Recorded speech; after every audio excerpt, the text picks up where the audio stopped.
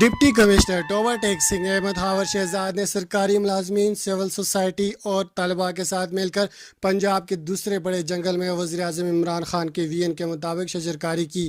شجرکاری مہم کے دوران 42 سیکنڈ کے قلیل وقت میں 16,000 پودے لگا کر ورلڈ ریکارڈ قائم کیا گیا۔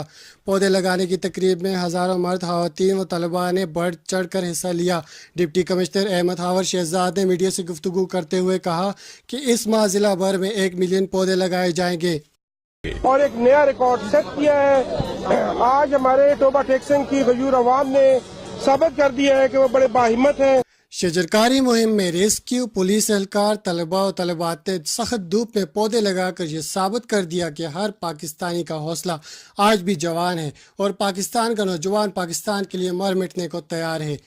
ہماری معلوماتی ویڈیو آپ کو پسند آئے تو ضرور لائک اور شیئر کریں۔ عادل شیرازی کو دیجیے اجازت۔ اللہ حافظ۔